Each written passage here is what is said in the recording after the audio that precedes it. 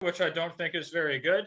A lot of the times in the Berlin, white will sometimes play d3, and after bishop c5, then take on c6, because in this pawn structure that we have here, this bishop on c5 it looks very nice, but in fact, I think is a little bit misplaced because it can be victim to d4 or challenged with bishop e3. And in fact, this bishop often goes back to d6 to protect the pawn. But by immediately showing the cards with bishop takes c6, I think this is inaccurate.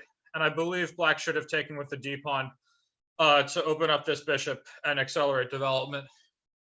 If knight takes e5, there would be queen d4, and black is doing extremely well. So I don't love bc, but okay, so d3, d6, bishop g5, h6, bishop h4, and here I think black was wrong to play bishop g4. I think he should prefer to play bishop e7 and get castled, and the best plan that I would think for black would be to play c5 to further his control of the center and make sure white cannot get d4 in, and then eventually play for f5. So for example, if the game were to continue something like knight b d2, c5, and say castles and castles, here I would think black's next move might be something like maybe knight h7, and then he'll be ready to play f5 and start to potentially launch a kingside attack. And I think he has a pretty good position because his white will not be able to advance much in the center.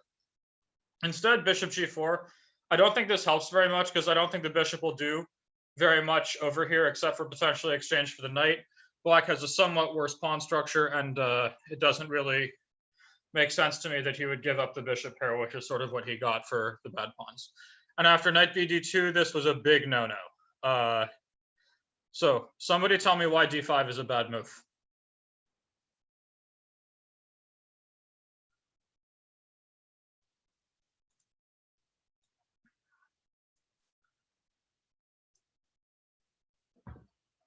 Evan says it weakens e5. Yes, that is correct. It also strengthens this bishop because you want to keep the pawns on the black squares to restrict the opponent's bishop. And most importantly, after h3, now you're forced to give up the bishop pair immediately. So it seems that here black took on e4, but I mean, even if black had played something like take on f3 and queen takes f3, this looks absolutely horrendous for black, who is coming under pressure from all angles at once, and white is ready to probably castle queenside, and this is bad news. But after de4, now in the game, white played de4 back, which is fine, but I think that he can do much better. I would suggest h takes g4, and then after e takes f3, queen takes f3, I think black is absolutely lost because this threat of queen c6 is extremely problematic to deal with, and this pin to the knight on f6 is not joking around either. And black's pawn structure is completely shattered, and this looks absolutely hopeless for black to me. Instead, white played de4, and after bishop h5, I don't know, well, I think white has a good move here. What should white play?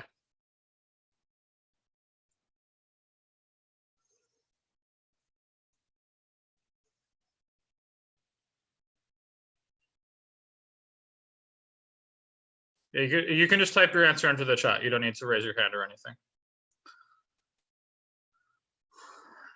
Yes, Evan, that is correct. g4, and now I think black will have to lose more material. For example, after bishop g6 and knight takes e5 comes, this looks basically finished. There's nothing black can really do here. He's down material and basically dead lost as far as I can tell. Maybe he can play queen g4. Sorry, someone say something? But after something like this, and say we go bishop takes f6, g takes f6, and I guess maybe knight d3. You cannot take on e4 because of queen e2. And this, if you can't take e4, this bishop will never get out. It's not going to make another active move for the rest of the game. It's permanently shut in. You can never bring it back to f7 because the f7 pawn can't move because the f6 pawn can't move. This bishop on g6 is basically turned into a glorified pawn. White is ready for moves like queen e2 and castle on either side with an absolutely winning position. So I think white could have gotten away with g4, but instead after queen e2, white is still clearly better. So after bishop e7, now white took on f6, which I don't love. Again, I would have much preferred to go g4 and knight takes e5, which now is even stronger because queen d4 doesn't scare us. You can, for example, take on this and castle long, and white is just material up. But instead, white went for bishop f6, which I don't really understand, because now he won't be able to win the e5 pawn so easily. Still, after this, up to this point, it looks like it's going pretty well for him. Queen c4, c5, and now queen b5 check is a very good move, and black is still in a very bad way. Queen d7, and then white decided to exchange queens, but I think taking on c5 looks much more natural, because I think black has to exchange queens anyway, just because I don't see how else he's going to protect e5 without making a move like queen d6 or something, and this looks absolutely hopeless. For example, if black tries to avoid the queen exchange with queen e6, and let's say white goes like g4 and then knight c4, and now black can't castle, and white is going to take on e5 next, this falls apart almost immediately, so I would think this is very, very bad news. In any case, taking on d7, I think, was inaccurate, and now black's defensive chances are a bit higher. Still, it looks quite unpleasant, as in this position, like we're seeing with this bishop, it's very hard to activate. However, because black does not have double pawns on g takes f6, later on black can hope to play f6 and bishop f7, and it seems like after rook b8, f3, and bishop g5, black's now ready to sort of make that a reality. And at this point, I think black is fighting back quite well. Still, so knight a3 I don't like. So see if anybody can find a better move.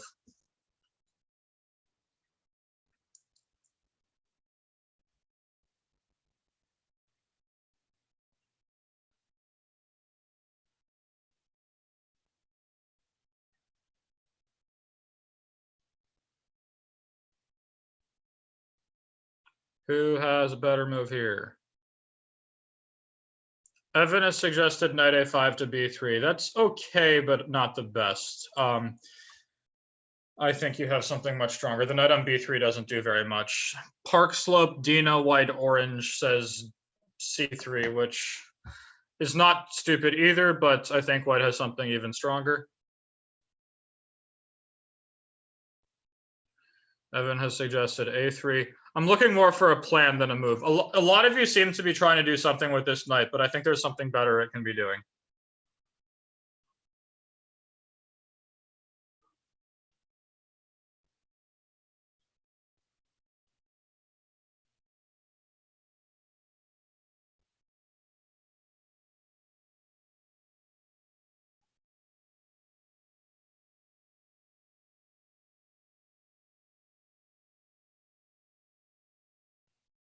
So Darren has suggested b3 with the plan of knight e3 to d5, which is a thought, but what I had in mind was to play b3 and then bring this knight back to b2 so that it could go to d3 and attack absolutely everything black has. And I don't think there's a very good way for black to stop this, so this looks very good for white to me. In any case, white went for knight a3. And this feels like the wrong square because the knight doesn't do very much.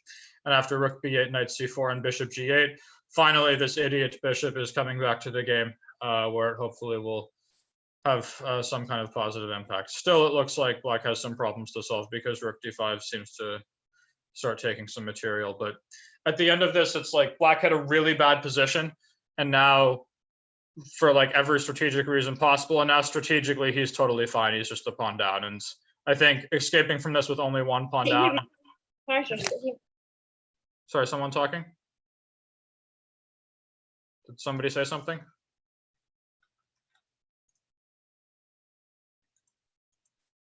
Looks like, okay. Yeah, so I think what happened here is black managed to escape from all of his problems with only one pawn down, but even still, that's probably not enough to save the game. So after rook b7 and rook d1 check, white is now consolidating. And this bishop on f4 might look like it's on a nice outpost, but it's kind of, you know, in chess and in life, you have to be very wary of people and things that might look very nice, but are actually totally useless. I know a lot of people who are kind of like that. And this bishop on f4 is one of those guys. And here white is ready with knight a5. The bishop on f4 might look good. It's on an outpost and everything, but it's actually doing absolutely nothing. And I don't know how we can bring it back to the game. It seems like black tried, but now I guess white missed knight a5 here, which I think wins everything on the spot. We're threatening knight b7, knight c6. If this rook moves away, there will be rook c7, and this is falling apart immediately. White instead played knight e3, which is not the most incisive, but still should easily be enough to win the game. And then ended up here with this clean extra pawn. And now this endgame, I think we can just skip over because it's absolutely winning. All white has to do is like bring this knight around to f5, which will force one of black's pieces to remain passive as it defends the kingside pawns, and then push through with the queen side. So in any case, yeah, so it's a good game to Devin WPS, and Hunter could have played a little better this time. But I would say that white could have been a bit more incisive early on, but then went ahead and played a good game. So unless there are any questions about this game, I think we can move on to the next one that Coach Logan sent me.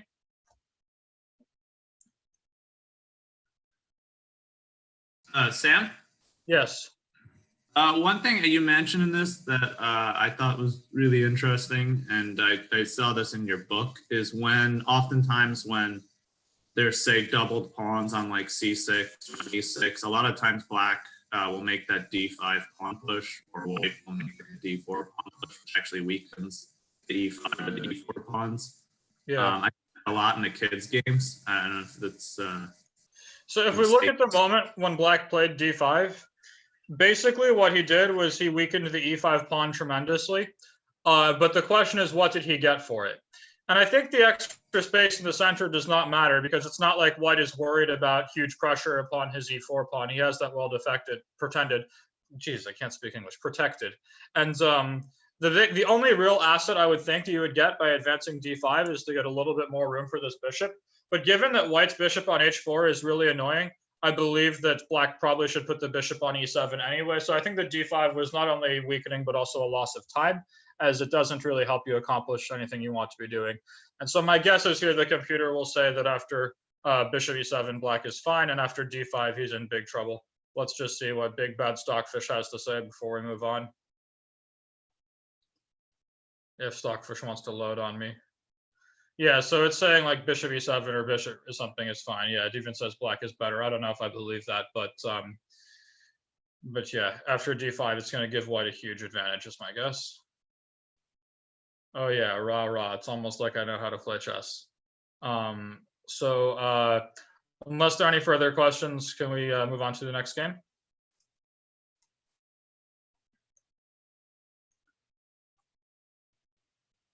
All right, so good game to Devin and Hunter. No, I didn't want to save that. Hang on, cancel, stop share, and then no, and then we'll go to the next one, which looks like Zara against Raf. So share screen. Okay, so here's Zara against Raf. It starts out with black blundering by playing b6. You should not give white the whole center like that without fighting for it.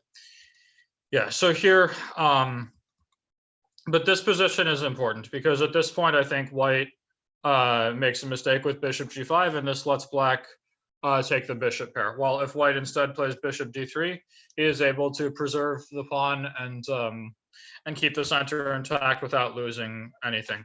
After bishop g5, as we see, h6, here white now has to either give up the bishop pair or he will lose the pawn on e4. So I think this was a poor decision.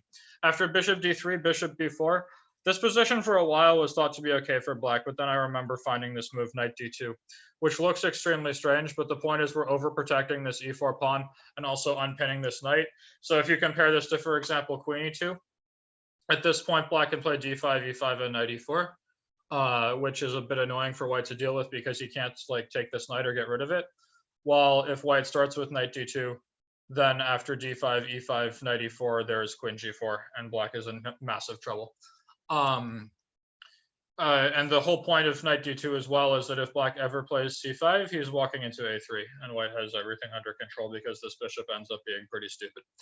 In any case, here white played bishop g5, and now black absolutely made the correct decision to play h6, because now white has a bit of a dilemma between giving up the bishop pair and letting black take a pawn. Now I think he should have given the bishop pair, but here black's position isn't so bad. He will probably follow up with like g6, bishop g7, and some double fianchetto and a kingside castle, and he's reasonably safe. I probably still somewhat prefer white due to the big center, but the game goes on. Instead, after bishop h4 and g5, black took a pawn. Now here, it looks like black got crushed in like the next 10 moves, but it should be reasonably, I think black should be able to consolidate with accurate play. So let's see if anybody can give me a good way for black to consolidate the position in the next few moves. I think I see a good setup that I like.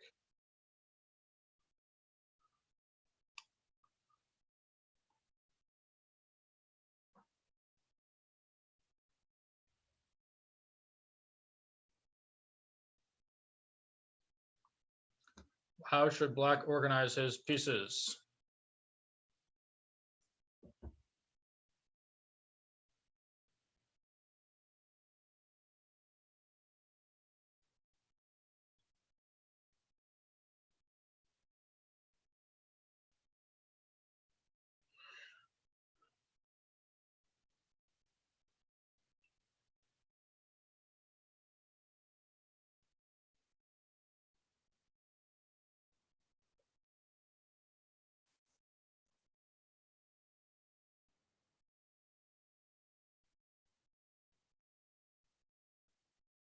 Anybody have a thought?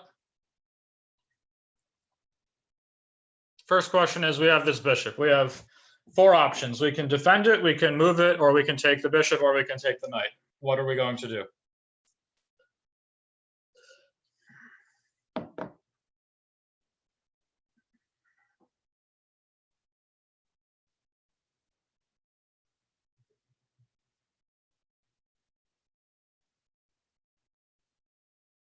Okay, so this is an interesting moment. Black took on d3, which I don't love because I think this accelerates white's development, and it makes it easier for white to play the move d5, which will open the position before black will really appreciate it while all of his pieces are in their starting squares. My instinct would be to retreat this bishop. My plan would be to play d6, knight d7, queen e7, and castle queenside. And I think this looks reasonably safe. For example, if white plays something like h4, trying to bust the position open, and we go g4, knight e5, and d6, I don't particularly mind giving this pawn back because black has a nice central pawn mass. And say after knight d7, with queen e7 and castle long to follow, this bishop is very bad and white's center is under fire, and this bishop on b7 is a monster. This looks quite nice for black to me, but I'm not sure, because after bishop takes d3, queen d3, the problem is like white's ready to quickly blast through the center with d5 before black has completed his development. So for example, here after knight c6, I dislike castle short from white. I would have much rather castled long, because when white plays d5, he'll be very happy to have a rook on the soon-to-be open d-file, and black runs the risk of falling apart almost immediately. I mean, d5 I think is already sort of a massive threat that black has to deal with, and I don't see a great way to do so. Maybe black can play d5 himself, and then hope to play something like queen d7 and then castle long, but still this looks dangerous after h4, g4, knight e5, for example, when black will struggle because he can't really take this knight, as now if rook g8 he's going to get his rook trapped, and if f6, queen g6 is coming. So if he can't take the knight, it's hard to find another move. I don't know, this looks very dangerous for black to me, and I think that d5 is coming and this could get very bad very fast. White castled short instead, which I think is less accurate for 2 reasons. 1, this rook might have been useful on the h-file in case white ever threw the h-pawn, and 2, well, the king was going to be perfectly safe on either g1 or c1, but by putting the king on c1, white could have also included the a1 rook faster. And here, I think black may be in time to consolidate with bishop g7. The reason I think this is twofold. First off, I'm much happier castling kingside now that white has also castled kingside, and I don't have to worry about moves like h4. For example, if white had castled and we'd gone bishop g7 here, I could easily imagine that if black castles kingside, a move like h4 would be extremely dangerous. But I don't think that's really the case if white has also castled short, because the rook is off the h-file. But more importantly here, after bishop g7, white can play d5, and black doesn't have this move knight b4 to like go take that pawn for free, because after queen e4, knight takes d5. We see that in this same position, if white had castled short and didn't have a rook on d1, black would be able to take the pawn and consolidate, but here rook takes d5 is the end of the story. So I think that after castle short, black is just barely in time to go bishop g7 and get castled himself, because I believe that d5 can be met with knight b4, and I don't see anything too fantastic for white here. I think black will take a second pawn and get his king to safety. Instead, black played f5, and I think this was really asking for trouble in a very big way. Now, white played h3, which I think was not aggressive enough. He needed to do something much more violent. I'd be very tempted to play d5 here and blow this position up immediately. I don't see how black will keep it under control, because now if knight b4, what does white play? He has a good move, actually two, but one in particular appeals to me.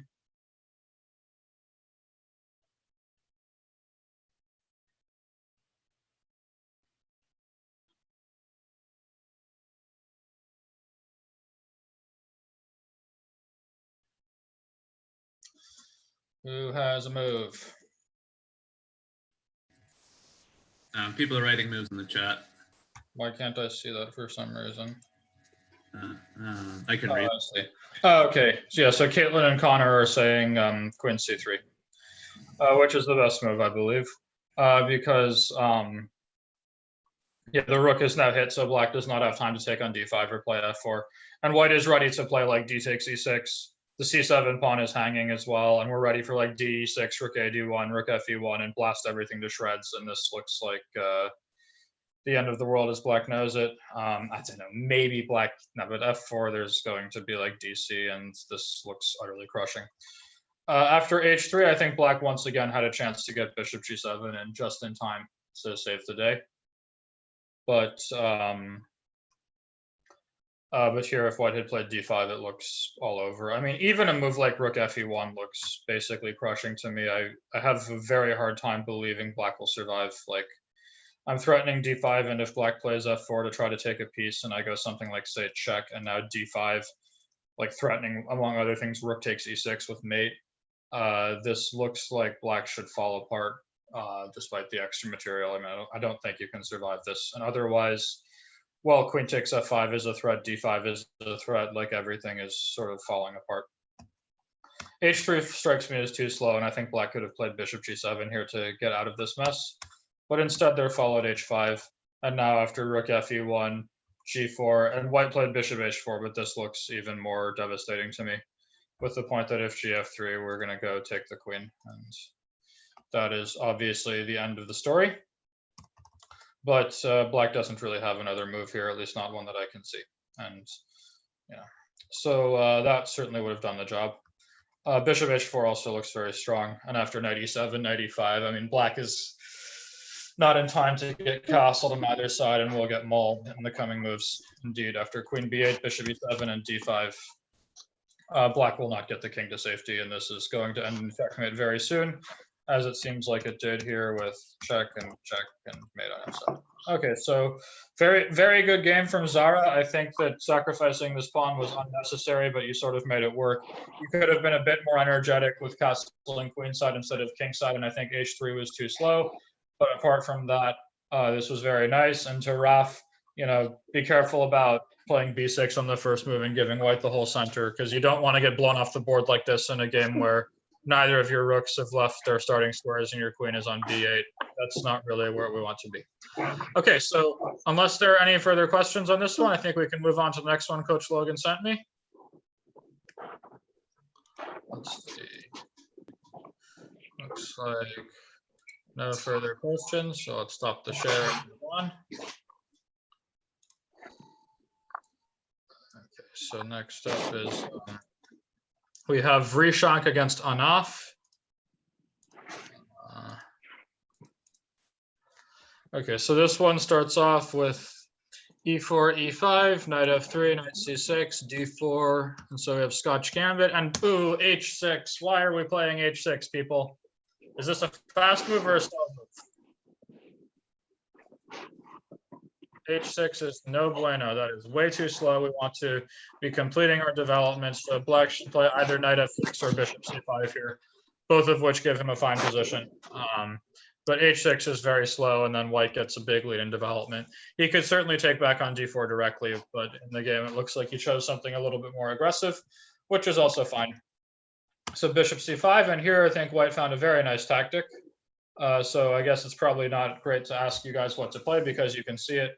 But yeah, so he played c3 with the point that after dc, he's not going to meekly take back, because after knight c3, d6, I think black is sort of consolidating-ish. It's still very dangerous, but maybe he's alive.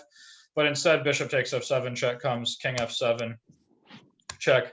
And here we can like see a pretty clear difference. I think we saw a similar game another time that went bishop c5, knight g5, and then it was like knight h6, knight f7. I think we saw a game like this last week where white played the same tactic, but it just didn't do that much because black was able to get his pieces out quickly, and the king would be fine on g7. In the game, if I recall, black actually misplayed this and played king f8. But here, like if we get a position like this and black hides the king on g7 and goes rook e8, he's fine. But that's largely because he has more pieces out than white, and white is underdeveloped. When we compare that to what we see here, or after c3 and bishop f7 comes, and now black's not able to, I mean, this is really bad. He's falling way behind in developments in the position. He will be a pawn up, but the position should fall apart very quickly. And here, I mean, at this point, we're 11 moves into the game, and black has already made 3 moves with his king, none of which were castling. That is not a good sign.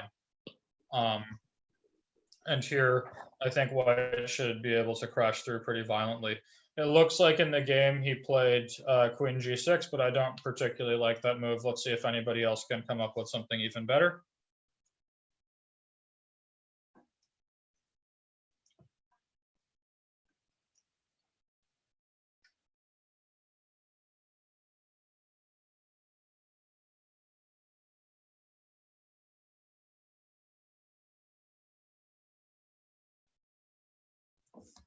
So what do we got in the chat? Darren and Evan are suggesting e5. Caitlin and Connor are suggesting knight h4. I think both of these ideas are very good and would cause black a huge amount of difficulty. For example, after knight h4, we're threatening knight g6, and there would follow something like knight e7, and say white goes f4. And he has the very obvious and not even remotely subtle plan of playing f5, f6, and giving checkmate. And obvious as it might be, and primitive as it might seem, I have absolutely no idea how black wants to stop it, and this game looks like it's basically finished already. I think black will be mated by move 20 for sure. It's also very natural to play e5 and blast the position up and further. I don't love queen g6 because now after knight f6, that queen could become a target. White is down a pawn, but with a big lead in development and doesn't necessarily want to trade queens. And if black is able to play a move like queen e8 with a gain of tempo to threaten the e4 pawn and push the white queen out of the way, I'm not too thrilled about that. So for example, here after rook d1, black played bishop g4, which looks like it loses on the spot. But if black had played queen e8, I think he could have offered a little bit more resistance. Instead, black played bishop g4. And here white played e5, which I think certainly is enough to win, but it's not the only winning move. What else? What other winning move does white have here? Actually, it might be the only winning move. I was thinking I could take f6, but I'm not sure because this rook is hanging in the corner, and that's not as easy. So e5 is a very nice piece of calculation. Black cannot take it, but actually here, though, if black plays queen e8, I don't know if this is actually that great. Because if you take the queen, I can take with the knight, and this seems okay for black. And if you otherwise, if you have to retreat the queen, then I can take this. So I think queen e8 may well have actually saved black's skin here. Like, I don't know how white wants to proceed, and as soon as his queen is kicked back and black doesn't lose material on the spot, I think black will be okay. For example, after queen c2, let's say I go knight takes e5, I think maybe black is actually better here. This king is suddenly reasonably safe. So I definitely think that this whole queen g6 idea wasn't great. Instead, black played bishop takes f3, but this is going to fail because now after takes and bishop f6, everything is falling. Black played queen d7 here, and white played bishop h8, which I'm sure is good enough, but my instinct would be to move my rook or something, and I guess play a move like rook d3 and attack this bishop and let black figure out how to deal with both the bishop and the rook hanging in the corner. And this looks absolutely finished. After bishop h8, at least here, black sort of got out of the mess, but not really. I mean, maybe black could try playing king d8 just to hope for some hope of salvation, but I doubt it will work. Say queen g5, not queen g4, queen g5 check. And you cannot play queen e7 because of bishop f6 and something like this. I think if black has enough time to play b6 and tuck his king away, he will survive, but I don't think he will have enough time. So this was, I don't know, maybe this was a better try, but letting the king being dragged out into the center like this. Now, in addition to being mated, black is also losing a piece. So yeah, okay. So this was a pretty good game. Good game from Vrishank, but on off, you've got to be more careful about losing time in the opening, because after h6, it was already very difficult. And then I think you could have done yourself a big favor by finding queen e8. I'm just curious if this would have actually worked here. Let me see what Big Bag Computadora has to say, but my guess is queen e8 is hanging on.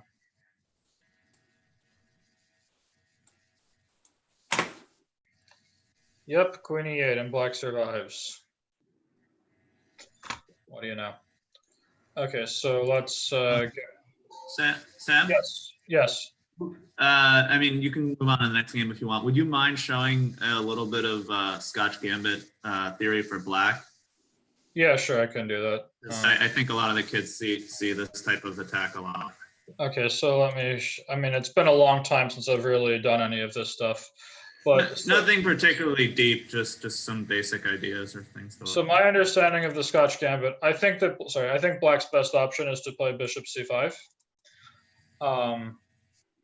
And here, if white plays c3, I think that taking on c3 is probably a bit too much, and you should instead play knight f6. And basically, we could have had a position like this one where white had already castled and black had played h6, and that would be very bad for black because white would play c takes d4 and take the whole center. But the problem for white is here he's not able to do that because after c d4 there is bishop b4 check, and now e4 is hanging and d5 is in the air. And there's some theory here. For example, I think it goes bishop d2, and then knight takes e4, bishop takes b4, and they have this position, bishop f7, queen b3 check. And it looks a little dangerous for black, but after king f8, queen takes b4 check and queen e7, black is forcing the queens off the board, and so he's not super worried about his king in the center. And after takes, castles, and I think now they play king d8 to save the knight.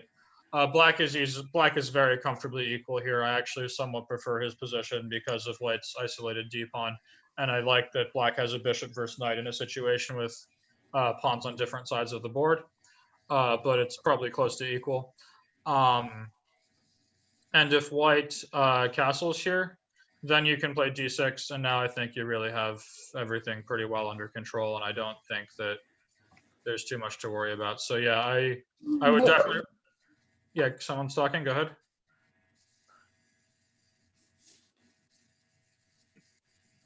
Somebody have a question?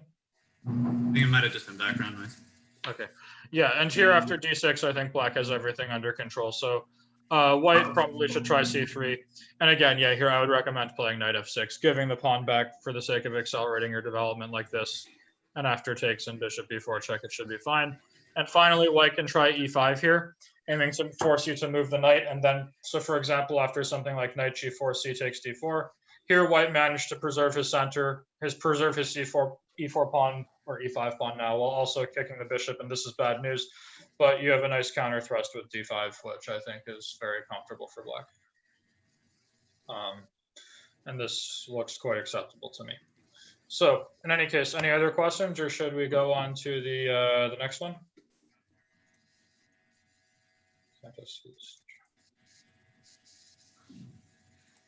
Okay, so I'm going to stop the share here and move on to the next game.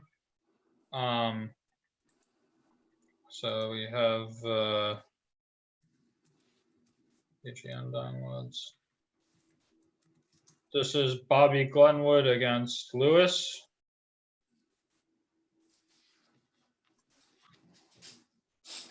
Okay, so this one started off as a Petrov, and white played the extremely manly move Queen E2, which I do not recommend because it's extremely boring.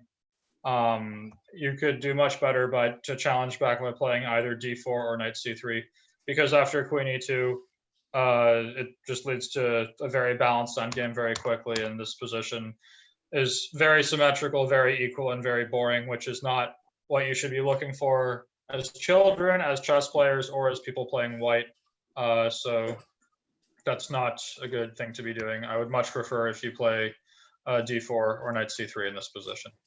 So here, after D3 and Knight C3, Bishop G5, we get this symmetrical position where white sort of has, it looks like 2 extra tempi because, well, he's white, so he gets a move, and also he got Bishop G5 for free, and now it's his move again. Like, if you can imagine if black's bishop were on G4, then the position will be fully symmetrical. But here, I don't actually think the bishop on G5 is particularly well placed, and it could become vulnerable in the coming moves. So after castles, Bishop E6, Rook Fe1, A6. Now white played D4, which I think is asking for trouble. It's making weaknesses in the position that can potentially be exploited, and it looks like black punished him immediately. But I don't know what else to suggest. This just looks so boring and so equal, and I don't know. So after D4, H6, here white played Bishop H4, which loses material, but I'm curious about Bishop F6. What happened? Somebody tell me what's going on after Bishop takes F6.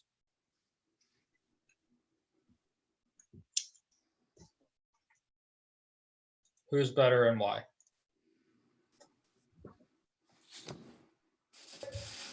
D5. Well, white Okay. has D5. Okay, so Connor thinks white has an advantage because of D5. Anybody else want to disagree with him?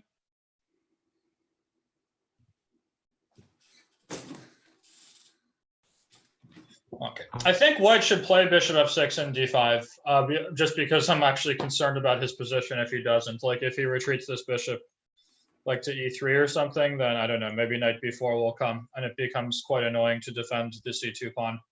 But after Bishop F6, Bishop F6, D5, I don't think this is so bad for black because he can take on C3 and then take on D5. And I don't see an amazing discovered check here. You have 2 options. You can play Bishop C4, and after Bishop E6, this I think should be very comfortable for black because white is left with a bad pawn structure and everything else looks about equal. So that should be very comfortable. You could also go take 2 pawns with Bishop takes A6 check. Maybe just 1 actually after Knight E7. This self pin looks a little bit strange, but if black goes like King D7 next, he has a very comfortable. And again, this is like strategically speaking, with these pawns ruined like this, and black's potentially ready to give you another set of ruined pawns, this looks very unpleasant. So I think that white probably should play Bishop C4 check. And this position looks unpleasant. It's probably not the end of the world, but it's definitely a little bit uncomfortable. And I think that black has is a bit better. But instead, white played Bishop H4, and then there came G5 and G4 when already black is winning a pawn. And then a very important pawn at that on D4. And so here we are 14 moves into the game, and white is basically busted having played such a boring line. So it looks like white tried to confuse matters with D5, which is, I guess, what you have to do, but it doesn't really help because here, well, black ended up with this queen extra pawn, and I don't think there's really much hope of salvation at this point. Black's position is so solid, and it will take him a while to consolidate everything and push through, but I mean, it's a very healthy pawn. So Bishop D3, Rook HF8, I'm not going to pretend to understand, but it doesn't seem so bad. I would have gone for Bishop E6 so that I'm stopping Bishop F5 and ready to break through with D5 next. Instead, there follows Rook F8, Bishop F5, Bishop E6.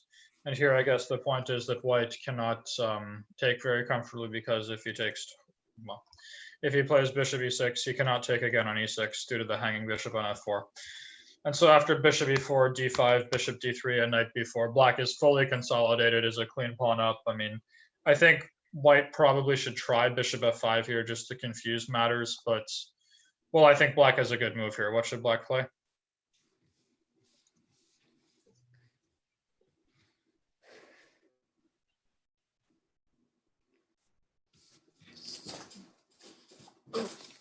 You can see the move. Yes, Evan, correct. Keep everything protected. King d7 overprotects the bishop. Now bishop takes f5 is a threat for real. That bishop can't really do much. If he takes on e6, there will follow fe when white is hanging on both f4 and c2. And this is all falling apart.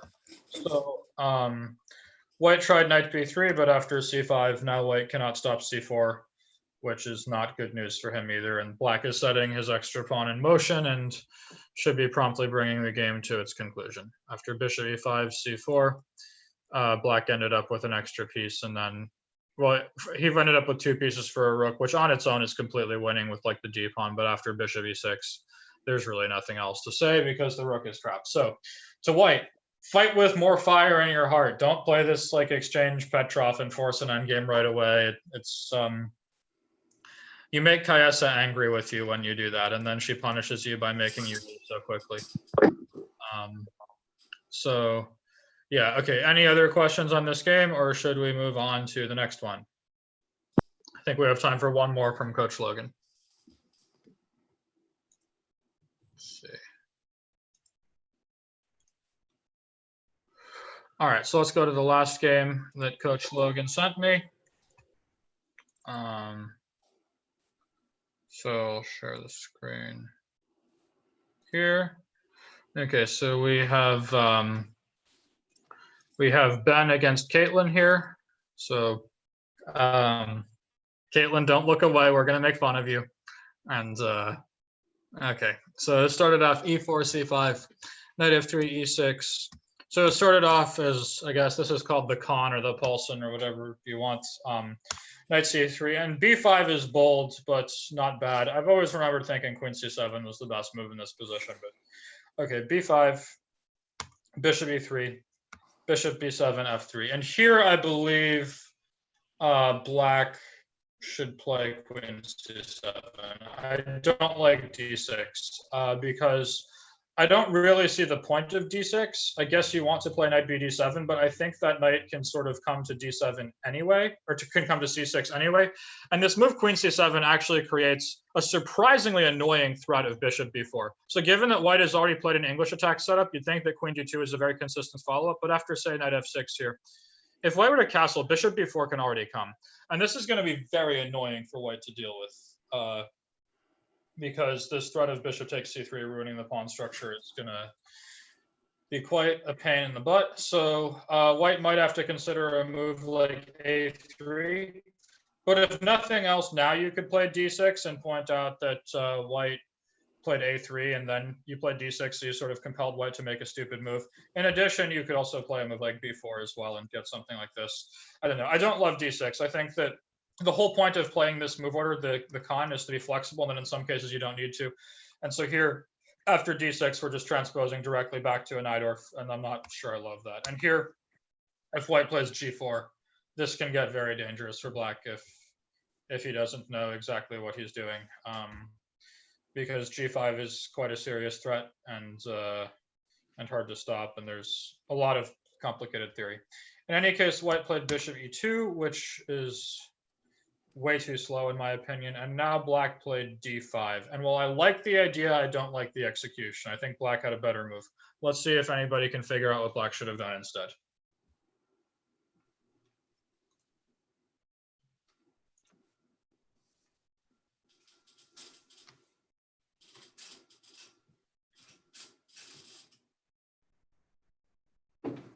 Evan is saying bishop e7 or queen c7. Those are fine moves, but not great. Logan is saying kick the knight before playing d5. Yeah, I would have much rather played b4. And this forces white's knight to go to a4, and now we can go d5.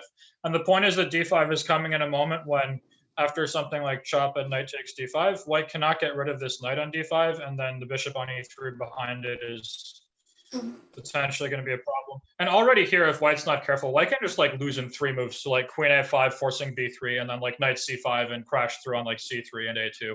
So I think this would have been a better way, because after d5 directly, e takes d5, knight takes d5. I think here white's okay, because black didn't end up with this ridiculous octopus on d5 that was seeing everything, and white didn't end up with the stupid knight on a4 that was sidelined and not really able to help. And at this point, it looks approximately equal to me, but I think black should have played b4. So after d5, trade everything, king b1, bishop e7. I think white maybe could have gone knight f5 here, which looks actually extremely annoying to deal with. Maybe because you would like to play bishop f6, but you're going to run into trouble. Like, for example, after queen b4, white is threatening knight d6, followed by some ridiculous discovered check. So, and you can't castle, and then if e takes d5, rook takes d5, you still can't castle, and white got the bishop pair. So I think this move knight f5 would have caused black a lot of trouble. And this is another one of those cases where it turns out to be really helpful to have played b4. Like, for example, if we compare this to b4 here, and I don't know, like black will say play bishop d6 next. And because he has more control over the d5 square, because he, instead of exchanging the f6 knight for the c3 knight, he kicked the c3 knight somewhere ridiculous and then brought the knight to d5 anyway. If black goes like bishop d6 or something next, he's certainly not worried about knight f5 coming, while the way he would be in the game. So bishop e2, d5. Yeah, okay. So I think knight f5 would have been strong here, but instead white played bishop d3. So there followed knight e5, rook he1, and white eventually did go for this knight f5 move, but he did it when it was a little bit too late, because now black is already castled, and so black is not wildly scared of it. And after bishop f6, I actually kind of like black's position with the bishops. It certainly seems reasonably comfortable. So bishop c5 came, and now it looks like here Caitlin rocked the boat and made some extremely aggressive move with bishop c4. And I like it.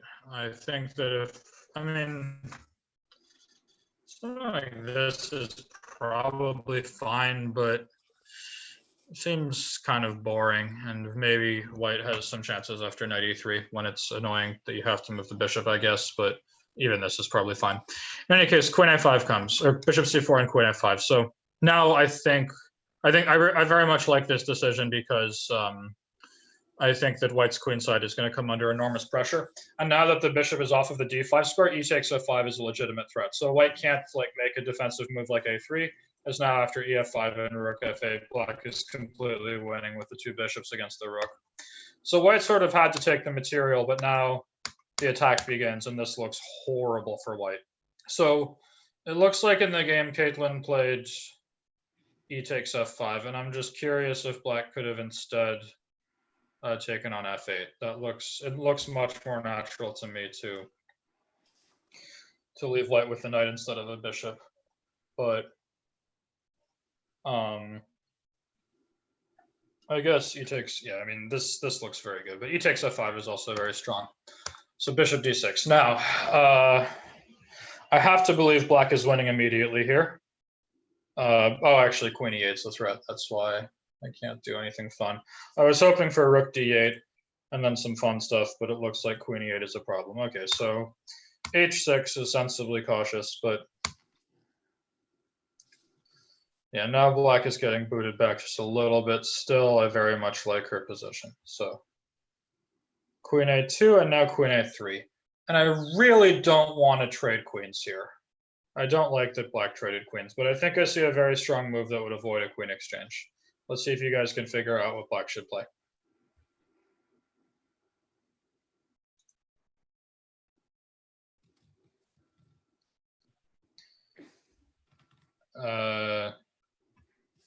Yes, Caitlin and Connor, rook d8. I like this move a lot, because now we are pinning this bishop, and white cannot take the queen because of rook takes d6 check, and as an in-between move, and then bishop takes a2 will follow, and black is completely winning.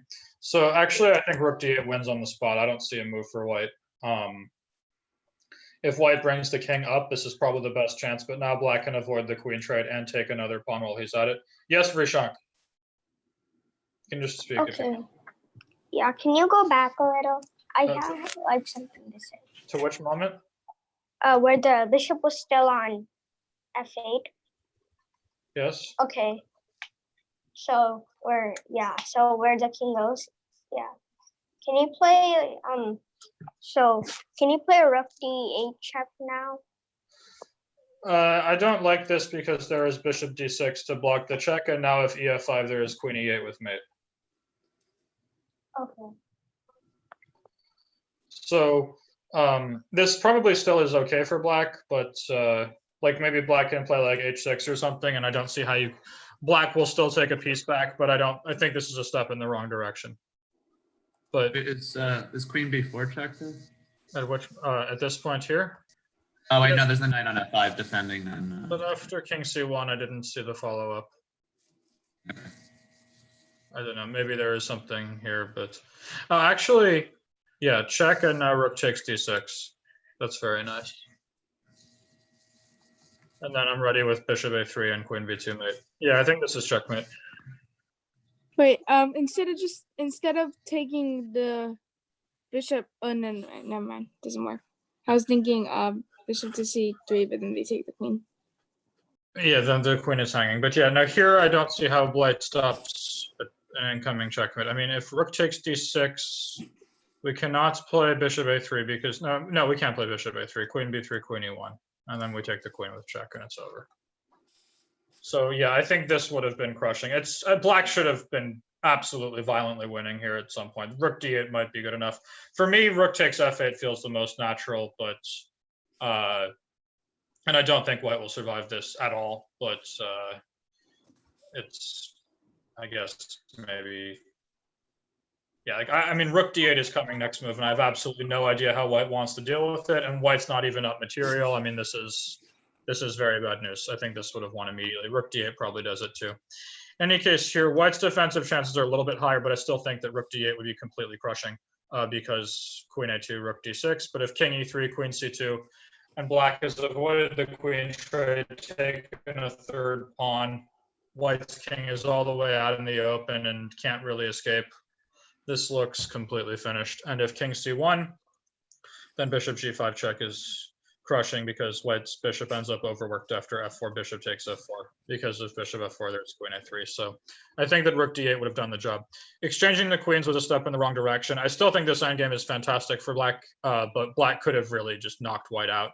And after check and this, I mean, a5 is a good move, setting the majority in motion, and now things got very ugly for white here, but somehow white was able to offer a bit more resistance than I was expecting to be possible. So bishop c3, rook b8, and as soon as white manages to trade off a pair of bishops, his defensive chances go up a lot. So I very much like black's decision to keep the bishops on the board, but somehow white managed to activate and then trade bishops, or try. Still, this is very good for black. So bishop takes e5 is a good decision. Fe5, a3, rook a1, and this looks completely hopeless for white. There are just too many weaknesses, and once black puts the pawn on a2 and it requires the full-time attention of the rook, the extra exchange will hardly matter, as black's bishop on c4 is just as good as all of white's rooks. So there follows rook a4, rook d6, a2, sure, why not? Rook b6, king h7 seems easy enough. Bishop e6, rook a5. This feels a little weird. I would think the easiest route for black would be to like transfer this rook to e7 to go take the e5 pawn, but this probably isn't so bad. And it looks like eventually that's what happened. And here now black has a third pawn, and this game is totally finished. So good stuff. And here, I don't love e2. I think it's much easier to go rook d8 and then rook d2 will come and we invade and take everything. Actually, we don't even take everything. We go give checkmate. Rook d2 and rook takes h2 and cannot stop rook h1 mate. So this would have been, I think, a very convincing way to end the game. But e2 certainly shouldn't spoil anything either. After rook a3, king g4, black is going after the kingside pawns. I like it. It's White has dedicated all of his resources to stopping these two pawns, and for the moment he has succeeded, but that means that he will be weak to defending threats farther away, and indeed here these pawns on the king side become the next target. So yeah, so here king g4 and then f4 to break up the pawn mass, sure. And I guess White was sick of waiting and took on a2, but obviously this is lost. I don't know what rook e5 is, though. We should just take this pawn, and connected passed pawns are immediately going to win the game, like something like here in g5. And the pawns will go straight through with absolutely no resistance. But after rook e5 check, I guess there's a little work to do, but realistically this should be dead winning. Rook d3. But it seems like the game was eventually drawn. So let's see what went wrong. All of this looks fine. And here rook takes h4, sure. And now, of course, black should not lose the g6 pawn and go rook g4, and then straight to the end zone. And that's nothing else to say. That's going right on through. Instead, rook e4 is played, which definitely still wins, but I think is making the task a little harder.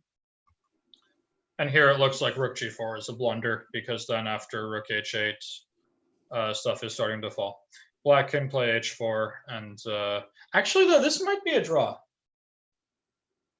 I'm not sure. It's close, but no, this has to be winning. Black can go forward like this, and then when we get to this point, Black can play rook e3, and at some point they will have to play rook g3 to get the rook to clear this room for the king. And once rook g3 comes, White will take the e2 pawn, but he will not be fast enough. For example, after rook g8, rook g3, and say, I don't know, rook e8, I guess, and king g1, this pawn will go through because White's king is too slow to join the defense. So this still would have won, but after rook g4, now rook h8, I believe that, okay, after rook e4, it's definitely a draw. I'm just wondering after h4 if black can still win this position. I think this is still winning. h3, h2 is coming, and it's very hard for White to include the king. The best defensive try would be rook f8. So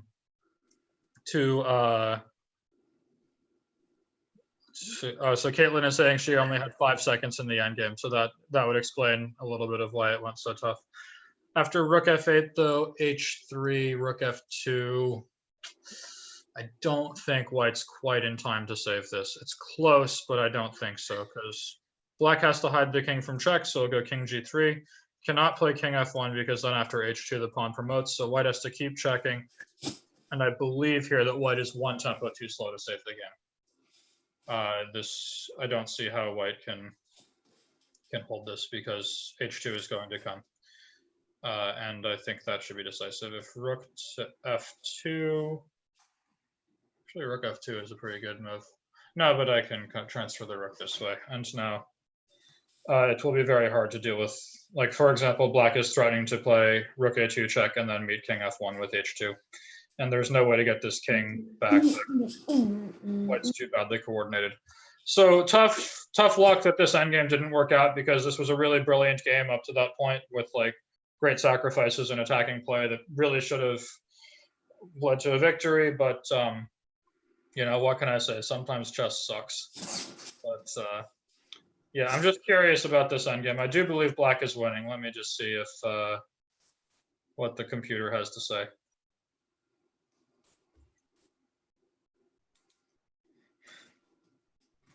No, it says it's a draw.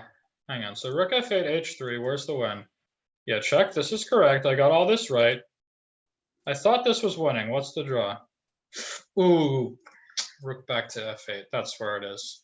And then just barely in time. That's nice. King h3 and no check, and then boom. Big draw. So yeah, this actually was a draw at this point, I guess. I don't think there's a way. Yeah, h4, king e2 only move, and then rook f8 only move. Okay, anyhow, I was wrong about that, but yeah, okay, so very good game to Caitlin. I wish it had finished in your favor because you played very inspired chess, but fortunately it wasn't to be. So I'm just going to open up for the last 2 minutes for a general question and answer. Any question you may have, I'm happy to answer it and share my brilliant secrets of world wisdom with you. So Who has a question? You can just speak out loud, and if you don't need to raise your hands. Living. Sorry? Where are you living? I live in North Korea. Okay. Actually, I live in California. Okay. Other questions? What?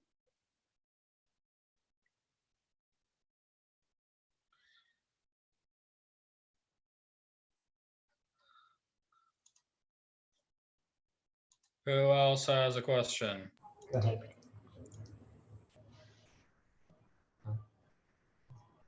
What? What tournament are you playing? Well, there's no tournaments anymore because of this virus. I mean, I was supposed to play the US Championship a couple weeks ago, but that got canceled. The next event that I technically am playing or supposedly going to play, if it happens, would be European Club Cup in October. That'll be in Austria, but who knows if that will happen or not. So we'll see. But yeah, there's no tournaments, which is a shame. So I have to spend my time with you guys instead. You could do worse, but no, it's fine. I'm doing a lot of teaching. I'm working on my third book. I'm keeping busy. All right, let's see if we have time for one more question. Do you have a good free video, like just a video series that you could recommend for getting to like an 1800, let's say?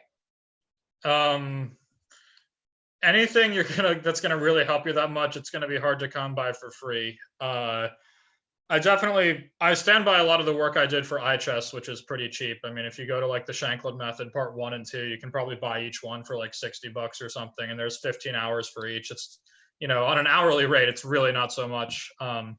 When I was a member of ICC, I very much liked Alex Yermolinsky's Every Russian Schoolboy Knows series, so that was fine too, but yeah.